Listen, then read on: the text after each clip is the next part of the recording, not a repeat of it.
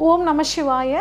மேஷ லக்னக்காரங்களுக்கு அவங்களுக்கான வாழ்க்கை துணை எப்படி இருக்குன்னு சொல்லி பார்ப்போம். இது வரைக்கும் நம்ம சேனலில் ராசிக்கு எப்படி இருக்குன்னு தான் சொல்லி பார்த்தோம். இப்போ முதல் முறையாக லக்னத்துக்கு எப்படி இருக்கும், லக்னத்துக்கு நம்ம பார்க்குறதும் வந்து பார்த்திங்கன்னா ரொம்ப முக்கியமான விஷயம். முக்கியமாக ஸ்பெஷலாக இந்த மேஷ லக்னக்காரங்களுக்கு அமையக்கூடிய வாழ்க்கை துணை ரொம்ப சூப்பராக இருப்பாங்க. மேஷ லக்னம் வந்து பார்த்தோம்னா மேஷ லக்னக்காரங்க எப்படி இருப்பாங்கன்னா ரொம்ப வேகமாக இருப்பாங்க. ஏன் அப்படின்னா இவங்களோட ராசிநாதன் யார் அப்படின்னா செவ்வாய் பகவான். இந்த மேச ராசி லக்னத்தில் தான் வந்து பார்த்திங்கன்னா சூரியனும் போய் உச்சமாகிறார். அதனால் இவங்க இருக்கிற இடத்துல ஒரு பிரகாசம் இருக்கும். அதே மாதிரி ரொம்ப வேகம் இவங்ககிட்ட இருக்கும். இங்கே வந்து பார்த்திங்கன்னா உங்களோட வாழ்க்கை துணை அப்படின்னு பார்த்திங்கன்னா காலபுருஷனுக்கும் 7ஆம் இடம் தான் வாழ்க்கை துணைக்கான ஸ்தானம். அது வந்து பார்த்திங்கன்னா துலாமோட வீடு. உங்களுக்கும் வந்து பார்த்திங்கன்னா உங்கள் மேஷ லக்னத்துக்கும் 7ஆம் இடம் அப்படிங்கிறது வந்து பார்த்திங்கன்னா துலாம் தான். அதனால் உங்களுக்கும் காலபுருஷனுக்கும் ஒரே மாதிரி வர்றனால உங்களுக்கு இயற்கையாகவே ஒரு நல்ல வாழ்க்கை துணை அமைவாங்க.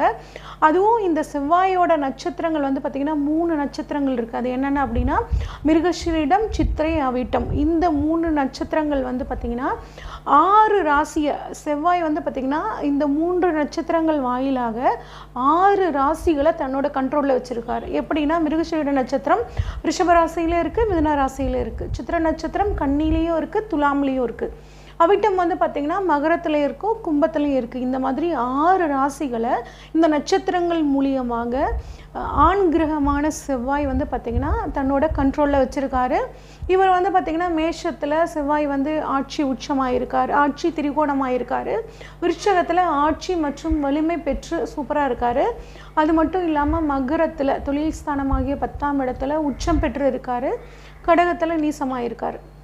இப்போ இவ்வளவு சிறப்பான இந்த மேச லக்னக்காரங்களுக்கு 7ஆம் இடமாக வர்றது வந்து துலாம்ங்க. இந்த துலாம் வந்து பார்த்தோம்னா ஆண் வீடு. எப்படி மேசம் ஆண் வீடோ அதே மாதிரி துலாம் ஆண் வீடு. ஆனால் இந்த துலாம் ராசிக்கு அதிபதி யார் அப்படின்னா சுக்கிரன். இந்த சுக்கிரன் வந்து பார்த்திங்கன்னா பெண் கிரகம். அதனால் இந்த சுக்கிரனை பெண் கிரகமான கொண்ட இந்த சுக்கிரனை ஆட்சி வீடாக கொண்ட உங்களோட வாழ்க்கை துணை வந்து பார்த்திங்கன்னா நல்ல அழகான அழகியல் உணர்வு கொண்ட முக்கியமாக மகாலட்சுமியோட அம்சம் கொண்ட பெண் உங்களுக்கு வாழ்க்கை துணையாக அமைவான். அவங்க உங்கள் வாழ்க்கையில் வந்ததுக்கப்புறம் உங்கள் வாழ்க்கை துணை உங்கள் வாழ்க்கைக்கு வந்ததுக்கப்புறம் உங்களுக்கு மிகப்பெரிய முன்னேற்றம் உங்கள் வாழ்க்கையில் ஏற்படும். இதே மேஷ லக்ன பெண்ணாக இருந்தாலும் வந்து பார்த்திங்கன்னா அவங்களுக்கு அமையக்கூடிய கணவர் வந்து பார்த்திங்கன்னா நல்ல அழகியல் உணர்வு கொண்ட லைஃப்பை ரொம்ப சந்தோஷமாகவும் லக்ஸூரியஸாகவும் வாழ நினைக்கிற ஆண் வந்து உங்களுக்கு கிடைப்பாங்க. அதே மாதிரி மேஷத்துக்கு திரிகோண வீடுகள் அப்படின்னு சொல்லி பார்த்தோம்னா 1, 5, 9 இந்த இடங்களில் சுக்கிரனோட நட்சத்திரம் வந்து இருக்கிறனால அது எப்படி அப்படின்னா உங்களோட ராசியிலேயே மேஷத்துலேயே பரணி இருக்குங்க. அதே மாதிரி உங்கள் ராசிக்கு 5ஆம் இடமான சிம்மத்தில் பூரம் நட்சத்திரம் இருக்குது, சுக்கிரனோட நட்சத்திரம். அடுத்து உங்கள் ராசிக்கு 9ஆம் இடமான தனுசில் வந்து பார்த்திங்கன்னா பூராட நட்சத்திரம் இருக்குது. அதனால் உங்கள் ராசிக்கு 7ஆம் வாழ்க்கை துணைக்கான இந்த சுக்கிரன் கிரகம் வந்து பார்த்திங்கன்னா இந்த 1, 5, 9ஆம் இடங்களில் இருக்கிறது உங்களுக்கு ரொம்ப ரொம்ப ஒரு நல்ல முன்னேற்றத்தை திருமணத்துக்கு பிறகு ஏற்படுத்தி கொடுக்கும். அது எப்படிலாம் அப்படின்னா நல்ல காதல் உணர்வு கொண்ட அழகியல் உணர்வு கொண்ட நல்ல தாம்பத்தியத்தை அளிக்கக்கூடிய வாழ்க்கை துணை உங்களுக்கு கிடைக்கும். அது மட்டும் இல்லாமல் சுக்கிரன் நார்மலாகவே வந்து பார்த்திங்கன்னா 4ஆம் இடத்துல வந்து பார்த்திங்கன்னா ஃபுல் வலிமையாக இருப்பார். அதனால் உங்களுக்கு எப்படி வாழ்க்கை துணை அமையும் அப்படின்னா உங்கள் அம்மா மாதிரியே உங்ககிட்ட அன்பு செய்யக்கூடிய ஒரு கணவன். அதே மாதிரி பெண்ணாக இருந்தாங்க, மேஷலக்ன பெண்ணாக இருந்தாங்கன்னா உங்கள் அப்பா மாதிரியே உங்கள் மேலே அன்பு செலுத்தக்கூடிய கணவர் கிடைப்பாங்க. அதனால் உங்கள் வாழ்க்கை துணை பொறுத்த வரைக்கும் நீங்கள் ரொம்பவே நிஜமானவே ரொம்ப லக்கி. அது மட்டும் இல்லாமல் மேசராசிக்கு மேச லக்னத்துக்கு 2ஆம் இடம் வந்து பார்த்திங்கன்னா ரிஷபமாக வரனால கட்டாயம் திருமணத்துக்கு பிறகு செல்வ வளம் ரொம்ப சூப்பராக இருக்குங்க. அதே மாதிரி உங்கள் லக்னத்துக்கு 5ஆம் இடம் அப்படிங்கிறது திரிகோணஸ்தானத்தில் வந்துடுது. இங்கேயும் சுக்கிரனோட நட்சத்திரம் இருக்கிறனால 5ஆம் இடம்ங்கிறது காமனாக எல்லாத்துக்குமே காதலுக்கான இடம். அப்போ நிறைய மேச லக்னக்காரங்க திருமணம் வந்து காதல் திருமணம் அமைகிறதுக்கு வாய்ப்புகள் இருக்குது 50%.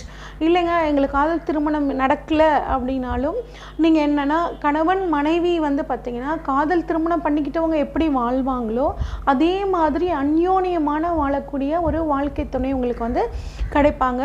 அது மட்டும் இல்லாமல் உங்களோட 9ஆம் இடத்துல, உங்கள் லக்னத்திற்கு 9ஆம் இடத்துல சுக்கிரனோட நட்சத்திரம் வர்றனால 9ஆம் இடத்துக்கு வந்து பார்த்திங்கன்னா என்னென்னால வெளிநாடு போகிறது, பொருளாதாரத்தில் ஒரு நல்ல முன்னேற்றம், சமுதாயத்தில் உங்களுக்கு ஒரு நல்ல அங்கீகாரம், திருமணத்திற்கு பிறகு மன மகிழ்ச்சி கிடைக்கும், நல்லா ஜாலியாக வந்து சுற்றுலா போகிறது, முக்கியமாக வெளிநாட்டுக்கு சுற்றுலா போகக்கூடிய ஒரு அமைப்பு, சொத்துக்கள் சேர்க்கக்கூடிய அமைப்பு. அது மட்டும் இல்லாமல் ஒன்றுக்கு மேற்பட்ட வீடுகள், நிலங்கள் இதெல்லாம் வாங்கி போட, வாகனங்கள்லாம் வாங்குறதுக்கு, அதுவும் சொகுசு வாகனங்கள், காருங்கிறதே வந்து சொகுசு, அதை விட இன்னும் ரொம்ப பிராண்டடான கார்லாம் வாங்குறது, அந்த மாதிரியான யோகங்கள்லாம் உங்களுக்கு கிடைக்கும்.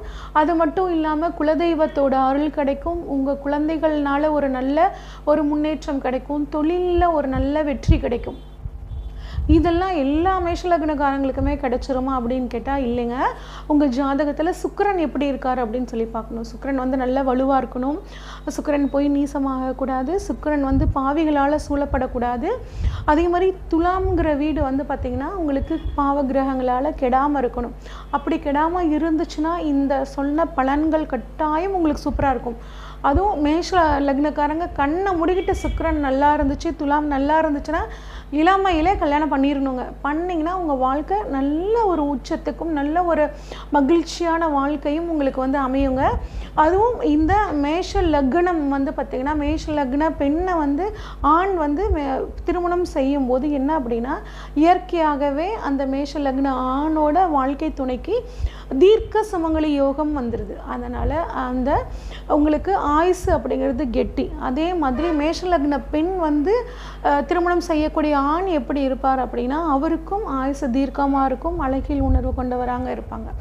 அடுத்து வந்து பார்த்திங்கன்னா 5ஆம் அதிபதி வந்து சுக்கிரன் வந்து சூரியன், 5ஆம் அதிபதி சூரியன் உங்கள் லக்னத்திலேயே உச்சம் பெறனால உங்களுக்கு திருமணம் ஆகி முதல் குழந்தை பிறந்ததுக்கப்புறம் அரசாங்க உத்தியோகம் கிடைக்கும். அதன் மூலியமாக உங்கள் பணவரவு நல்லா இருக்குங்க.